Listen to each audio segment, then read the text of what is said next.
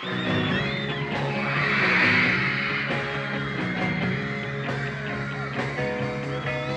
yeah, I'll tell you something I think you'll understand when I say that something. I wanna hold your hand. I wanna hold your hand. I wanna hold your hand. Oh, please say to me, you let me be your man. And please say to me, you let me hold your hand. You let me hold your hand. I wanna hold your hand. And when I touch you, I feel happy inside. It's such a feeling that my love. I can't hide, I can't hide, I can't hide. Yeah, you got that something I think you'll understand.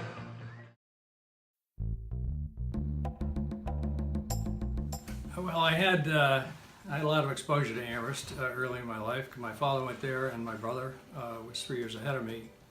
So I was not inclined to go to Amherst. In particular, I wanted to do something different. And I actually was quite interested in Williams because I thought they had a pretty good hockey team. But I had a dinner in Providence with two of my brother's friends who came by. Without my brother, Rick Sims and Skip Lane, and they had dinner with me and my parents in Providence. And they were funny and witty and urbane and two of the most sophisticated guys I ever saw kind of in action. And I decided at the end of that dinner that if Amherst had people like that, maybe that's the place I should go. So I sort of flipped and changed my mind, and frankly, I'm glad I did.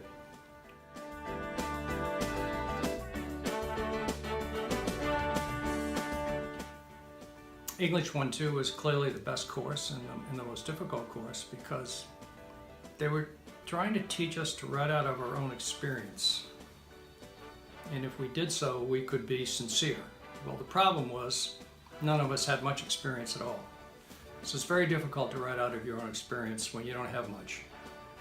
So it was a bit of a conflict there, but we all managed, I think, to get through. I didn't suffer the problems that maybe Ted Giza had with Coles when he got his paperback ripped in half, or I can't read this anymore. No, I didn't have. I had Professor Craig and then Billings. Craig was really quite good. He didn't beat me up in class, and so I managed to survive it. But I still thought it was quite a difficult course, and a real look at the intellectual boot camp that I think freshman year at Amherst was. I think they did that to us on purpose. They tried to break us down, and then they tried to teach us how to read and write all over again.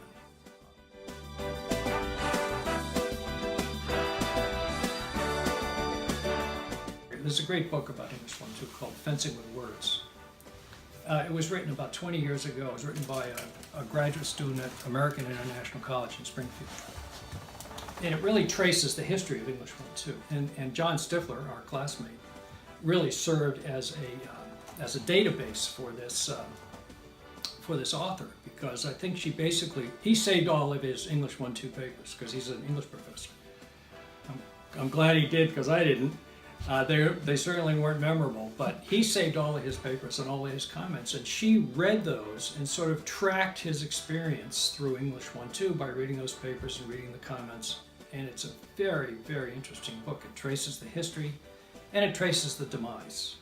But it met its demise because the faculty didn't want to read 60 papers every other day.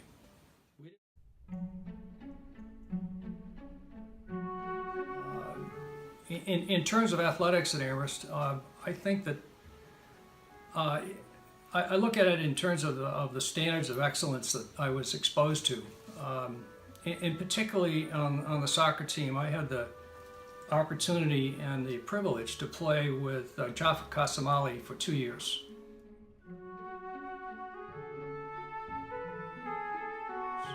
And he was the best center forward in the country. We're not talking Division III, we're not talking Division II. He was the best center forward, collegiate center forward in the entire United States, and I played 2 seasons right next to him. And it was a thrill and a tremendous opportunity to play collegiate soccer at the highest level. And I found that just a very exhilarating experience. I thought the best player on the team was Chris Nielsen. Underrated, not a lot of publicity, very, very solid. And he did all the hard work in midfield. And he was unselfish, he was terrific in the air, he could head the ball tremendously. Scored a lot of goals with his head, brave as they could be, did all the work in midfield. Cleaned up behind the line, let Nicolaitis and Kasamali and me go off and do our thing up forward. He did all the dirty work in midfield and was just the best player, highly underrated. I thought he was a terrific player, really, really solid player. Made the rest of us look really good.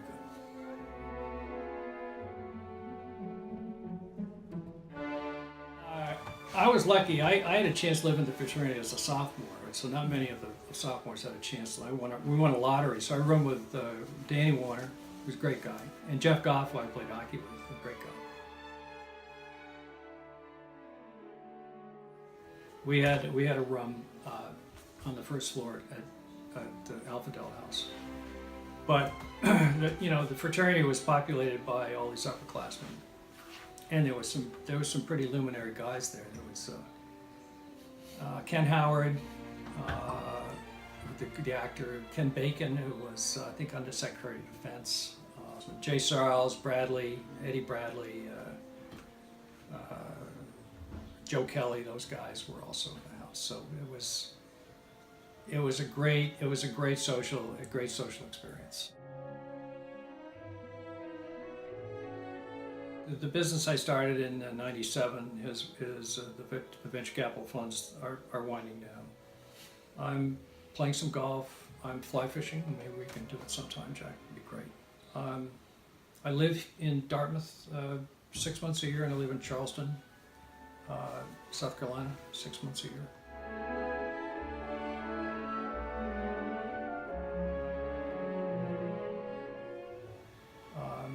I try to see my children, one of whom is in San Francisco with a wife and 2 twin boys, and one of whom's in Boston with a new daughter, and her husband's an ophthalmologist in Boston. So I try to spend some time with my children. They're all doing well. They're all healthy. I'm ahead of the curve.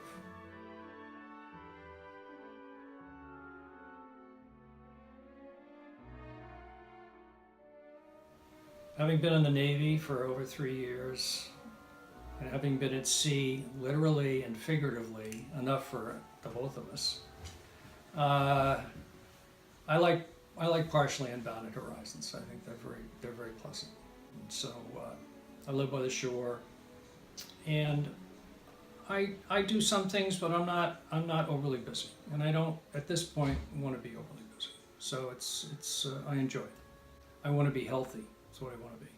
I want to enjoy it. We've lost a lot of classmates, and it's very sad to hear people that are having health problems and people that have passed on. It's very sad indeed, because you worked this hard for 50 years. You want to be able to enjoy it. We all were in the fray. We all went in the fray one way or the other. And once you come out of the fray, you want to be able to enjoy the peace and quiet.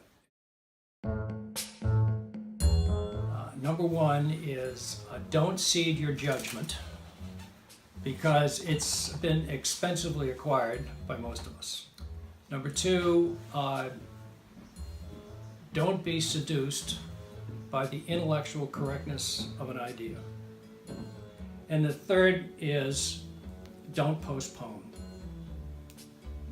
anything. because we're all running out of time.